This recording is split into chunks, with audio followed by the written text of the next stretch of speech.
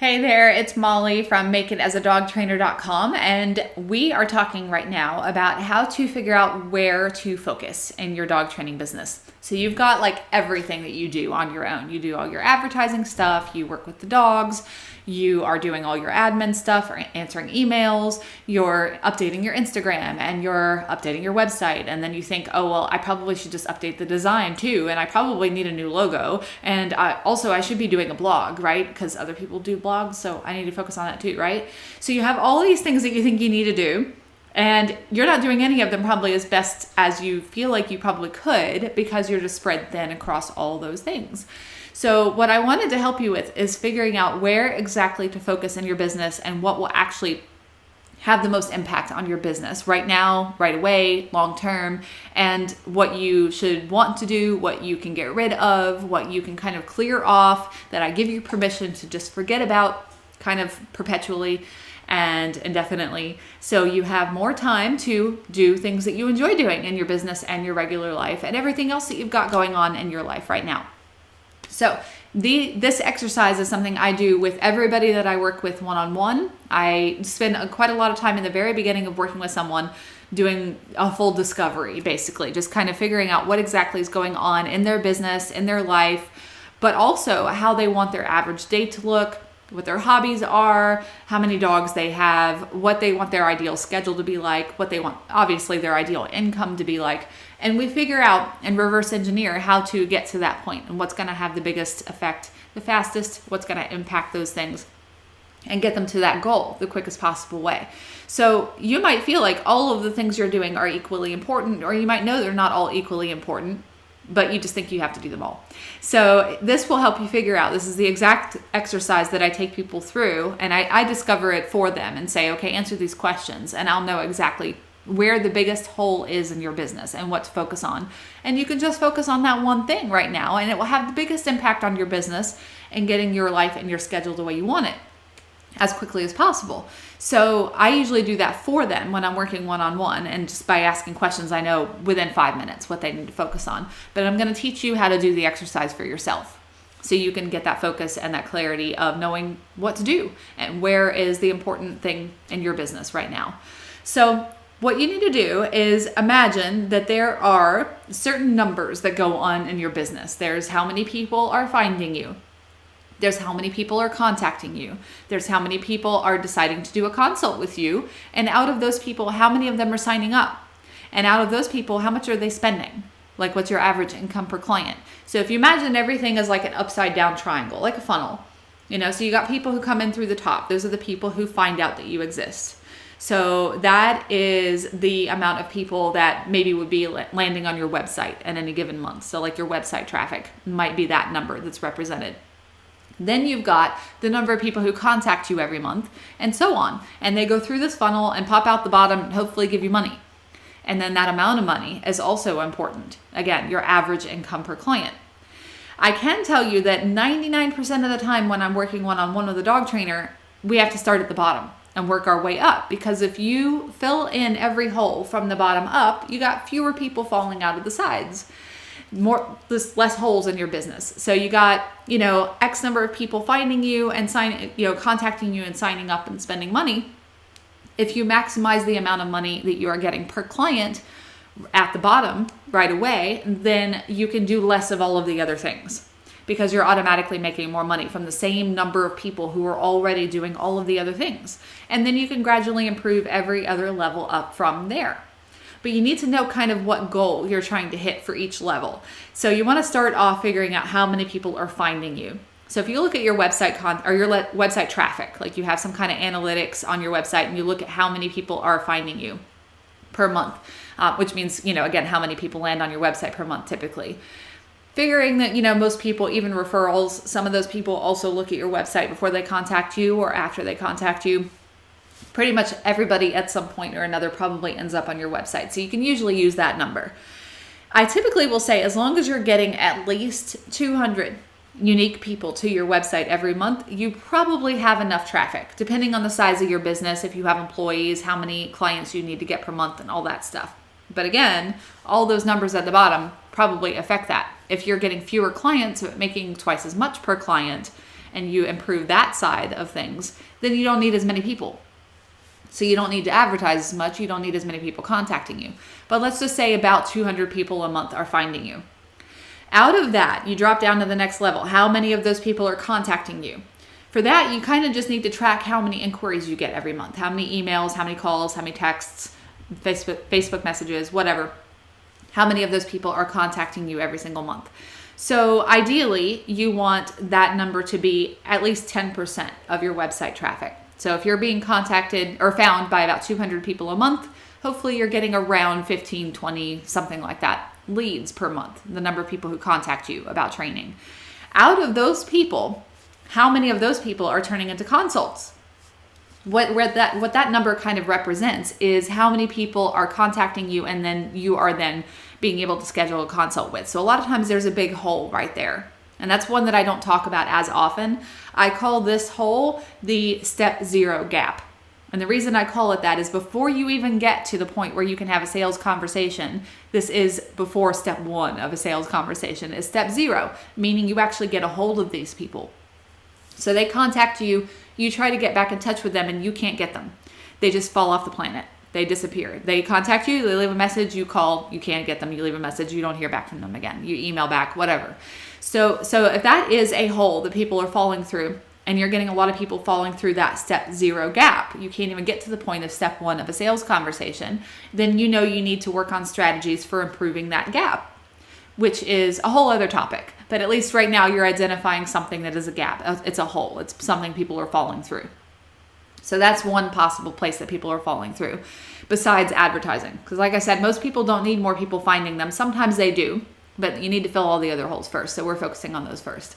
So you got about 15, 20 people contacting you, ideally, out of 200 people. So then out of those 15 or 20 people, let's say that by the time you get in touch with each person, get a consult scheduled, maybe you actually meet with 10 of them and you have a consult, whether it's on the phone, on Zoom, or in person. You do an evaluation, you do a demo, whatever way of doing your sales conversation, however you tend to do that. So then you have this sales conversation with 10 people. Out of those people, how many of those people sign up?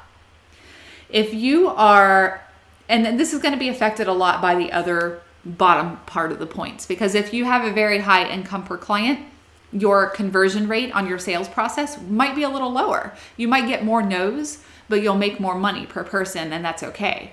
Or you might just be getting a lot of no's. You might just be getting, like, you have 10 consults and 2 people sign up, and each of them spends, $200 on your smallest package, whatever that might be. So if that's the case, then you know you need to spend more time focusing on your sales process.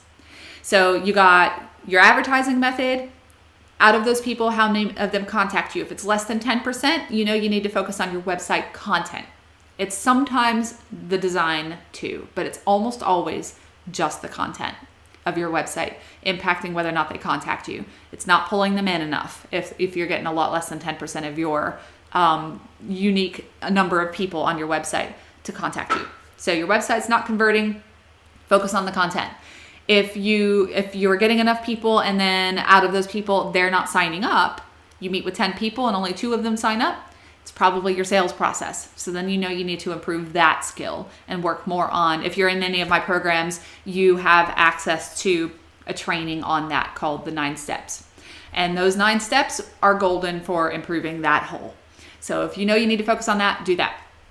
Your sales process. So let's say that people are signing up, but your average income per client is dreadfully low, which means that all of these other numbers need to be a lot higher. You need to be contacted by a lot more people. You need to get more of them signing up for consults. You need to get more of those consults to say yes. All of this is much more work because you got a major hole right at the bottom.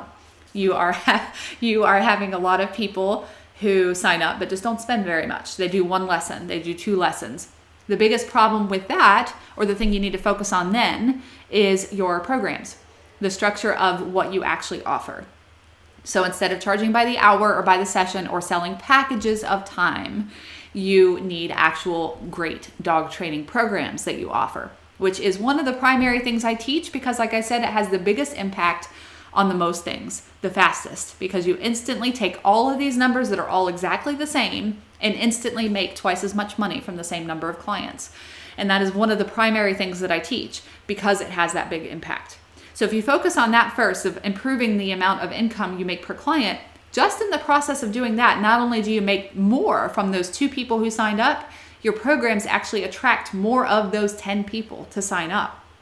So you'll probably get more clients and better clients who work harder and listen to you also, that you actually like. So then you work your way up. You have a higher income per client, which might actually also mean more clients or just more higher paying clients. So you don't have to work as hard for the income that you're getting. Make more and work less, which is always great. So then you work your way up, and then you have people who besides spending more per client, you get more of your sales process nailed down so that more of the people who you have a consult with sign up. So again, it's from the same number of people. And then you work your way up again. You work on your website content. More of the people who are ideal for you will contact you. So you just work on each one of those holes, starting from the bottom and working your way up until all your holes are filled. And you don't have any more holes that you don't want because you've got enough holes. So this always degrades into some kind of joke because if you don't know me very well, I have kind of an immature sense of humor. So that is the whole finding exercise.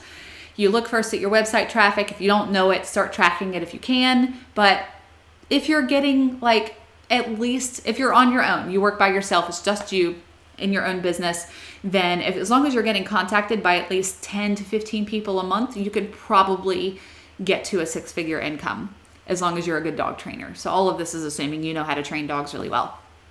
If you have everything else worked out. So as long as you're getting at least 10, 15 leads a month, you're probably okay. If you have a much bigger business, you have employees, you have a partner, anything like that, and you need more leads to support your business, that might need to be higher. It kind of just depends on a few different things. But a lot of the people I work with, they get, 200 people finding their website every month. They get 15 to 20 leads, people contacting them. They do 10 to 15 consults. They get 8 to 10 clients, and each of those clients averages $1,500 or $2,000 a client. Then they instantly have a $15,000 or $20,000 income from very little traffic and very few consults and very few clients. So they can help each one of those clients a lot more. They can get much better results with them. Those clients listen better. They're more invested.